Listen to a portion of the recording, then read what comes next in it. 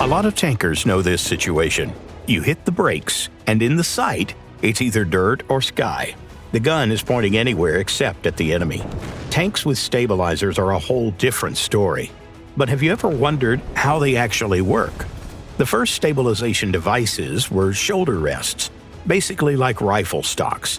Pressing their shoulder or chest firmly into the rest, the gunner could hold the gun steady against oscillations. This worked thanks to precise balancing of the barrel and breech. The limit of stabilization on those tanks literally rested on a human's physical ability. As early as the beginning of World War II, the U.S. fielded serial single-plane stabilizers made by Westinghouse. They were based on mechanical gyroscopes and hydraulics. Remember the law of conservation of angular momentum from physics class? A heavy rotor spinning at high speed tends to keep its orientation in space.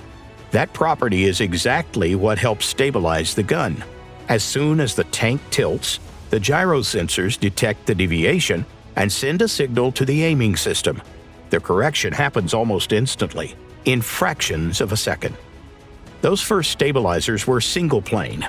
They worked only in elevation and didn't account for turret traverse.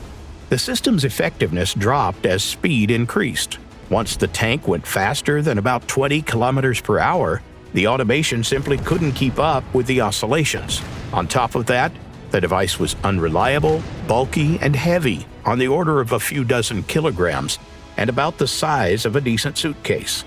Over time, the mechanisms got better, but the core principles didn't change. Post-war stabilizers became faster and more accurate, smoother in operation, and took up less space. But the key breakthrough was two-plane stabilization. Horizontal stabilization became possible thanks to additional gyros. For example, the T-55A uses 4 rotors, 2 per plane. In each pair, one gyro measures the deflection angle and the other measures angular rate. To make that work, the flywheels are mounted strictly perpendicular to each other. In the 1960s, engineers even tried stabilizing oscillating turrets, but real success came only on a few models that never became widespread. The Achilles heel of the mid-20th century stabilizers was moving parts. They limited how small and light the systems could be, and quickly wore out.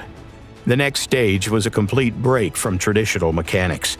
Laser and fiber optic gyros appeared based on the Sagnac effect. Funny enough, Georges Sagnac described it back in 1913, several years before the first tank even appeared. So what's the idea? The principle is simple. Inside such a gyro, 2 light beams travel around a closed loop in opposite directions. In laser designs, the loop is a mirrored triangle or square. In fiber optic ones, it's a coil of optical fiber. While the system is stationary, the beams return to the detector at the same time. But once the gyro rotates, one beam finishes earlier than the other. Of course, nobody stands there with a stopwatch. This is detected as a phase shift. But you're not here for a lecture on interference, right? So we won't dive into the weeds, and we invite the experts to jump into the comments. Thanks in advance. By the way, your smartphone and the most modern tank stabilizers have something in common: micro gyros etched onto a silicon chip. Voltage applied to them creates vibrations that are extremely sensitive to rotation due to the Coriolis effect. A phone can use a dozen of these elements. That's how tiny they are. That said, MEMS gyros aren't accurate enough to serve as the backbone of a tank stabilization system. Today, they're only occasionally used in combination with fiber optic gyros. In 80 years, stabilizers have gone from bulky, heavy boxes to chips smaller than a grain of rice. Tell us in the comments what else you'd like to learn about. And stay stable.